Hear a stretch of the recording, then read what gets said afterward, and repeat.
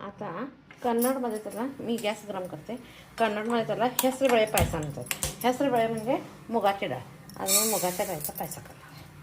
त्याच्यासाठी डाळीचा कच्चा वास जायला पाहिजे. आणि पहिल्यांदा मी हे करणार आहे, डाळ भाजून घेणार. जरा भाजलं का कच्चा वास जातो. तो पण तिकडं दूध तापायला ठेवणार आहे. 1 वाटी मी आकडी दूध काढून ठेवले. म्हणजे हे दूध नव्हे, नारळाचं दूध काढून ठेवले मी. ते नारळाचं दूध वापरणार आहे. ह्याच वाटीनं, ज्या वाटीनं मी हरभऱ्याची डाळ मोजल्या, हे मुगाची डाळ मोजल्या, त्याच वाटीनं गूळ घालणार. या वाटीनं ॲक्च्युली 1.25 किलो घालायला पाहिजे, पण आमच्याकडे गोड जास्त चालत नाही म्हणून मी एकच वाटी घालणार. आणि 1 वाटी दूध, नारळाचं दूध काढून ठेवलं मी, ते वापरणार. आता अशी डाळ खरपूस भाजून घ्यायची. आता कलर बदलायला पाहिजे.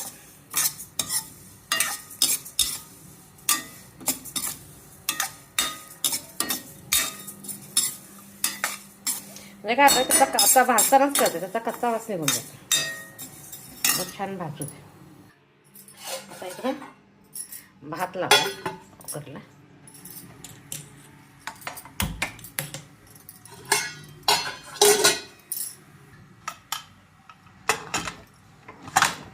तीन शिट्या झाल्या की गॅस बंद करायचा.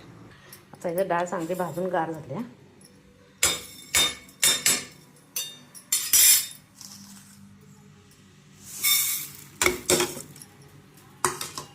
1 वाटी डाळ आहे, त्याला 2 वाटी पाणी घालायचं आणि चांगली राड व्हायला पाहिजे. डाळ चांगली राड शिजली गेली पाहिजे. आता काय करायचं, हेसरबळ्याला म्हणजे मुगाच्या डाळीला 4 शिट्या देऊन घ्यायच्या. एकीकडे तांदूळ लावले, एकीकडे भात लावला आहे, एकीकडे मुगाच्या डाळीचा पायसा करण्यासाठी कुकर लावला आहे. आता ह्याच्या 4 शिट्या होऊ देत. तोपर्यंत गूळ 1 वाटी घेऊन बारीक करून घेते. दूध तापायला लागले.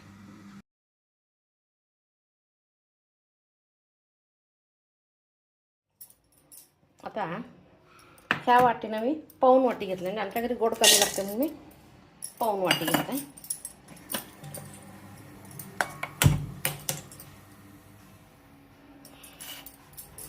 आता अर्धी वाटी पाणी करायचं आणि गूळ पूर्ण करस म्हणजे पूर्ण विरघळला गेला पाहिजे.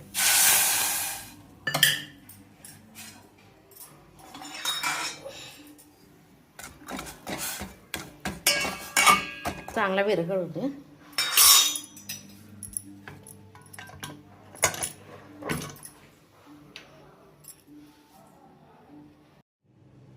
आता डाळ अशी पूर्ण शिजली गेली, अशी मऊ घालायची.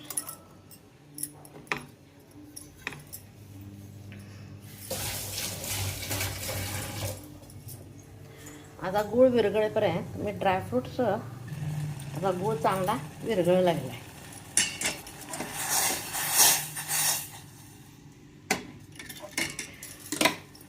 आता हा गॅस बारीक चालू करते,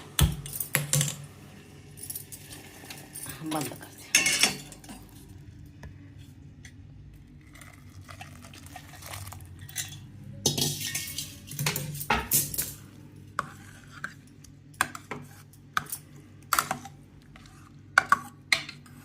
आता छान अशी उकळी होते.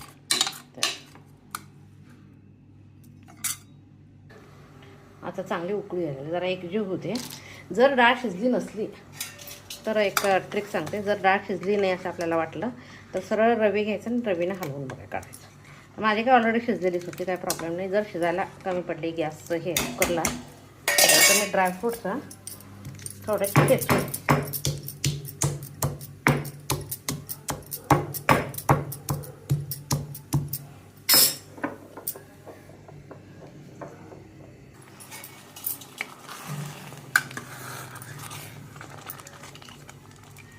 आता नारळाचं दूध काय काढलं असं ते दूध ह्याच्यात घालायचं. ज्या वाटीनं आपण डाळ घातली की नाही त्याच वाटीनं नारळाचं दूध घालायचं आणि असं छान उकळून घ्यायचं.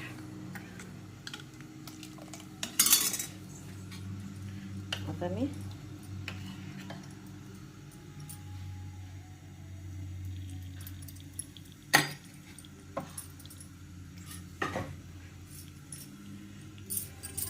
आता चांगली उकळी द्या.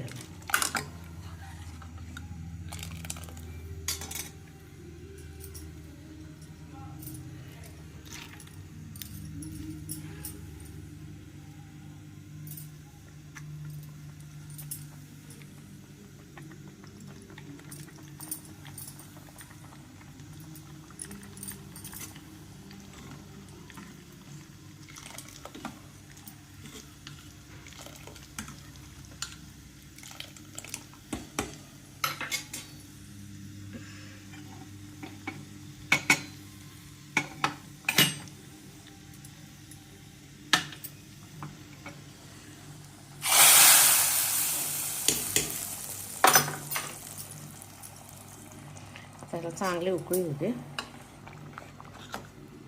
अजून काय ड्रायफ्रूट्स आवडत असलं तर घालायचे चालतात. तर मी 1-2 वेलदोडे चेचून घालते वास छान येण्यासाठी. आता 2 वेलदोड्याचे पूड टाकते.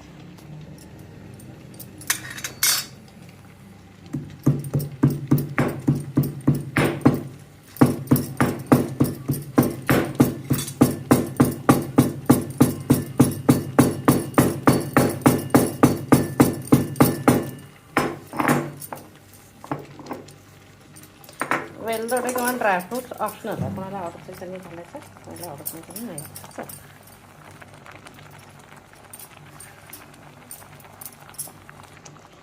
आता त्यात थोडेसे बदाम,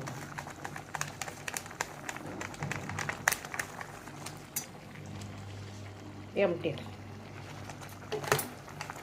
टेस्ट पण छान येतं, वास पण छान येतं आणि थिकनेस. त्यात खोबरं तेवढं किसून घालायचं. खोबरं पण सुकं खोबरं किसून घालायचं. आता मी सुकं खोबरं घातलं. कोणाला ओलं खोबरं आवडत असेल त्यांनी घालायचं, पण ह्याला टेस्ट सुका खोबरं किसायचं. आता गॅस बंद करायचा, कारण गरम तर ऑलरेडी आहे.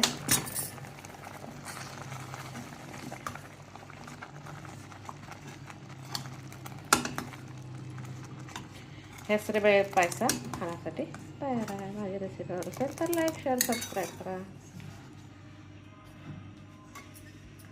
आता गार झाल्यावर आपण थोडं थिक होतो.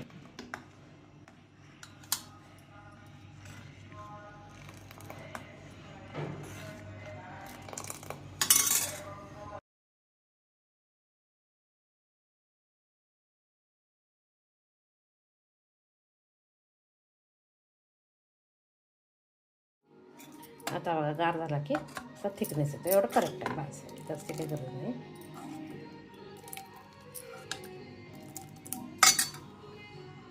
खाण्यासाठी तयार झालं मूग डाळीचा पायसा. गार झाला की असा जाडसर होतो.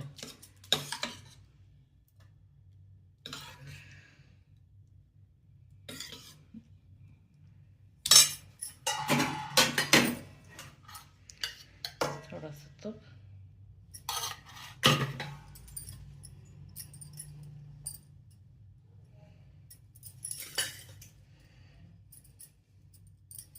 ड्रायफ्रूट्स.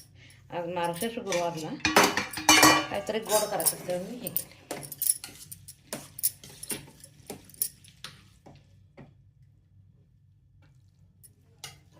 सिंपल दाल खिचडी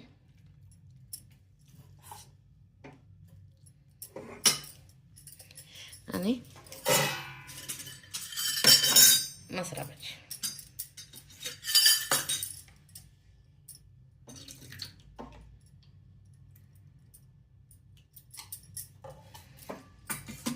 कर्नाटक फेमस हेसरबळे पायसा म्हणजे मूग डाळीचा पायसा, दाल खिचडी आणि मसाला भाजी. माझी रेसिपी असेल तर लाईक, शेअर, सबस्क्राईब करा.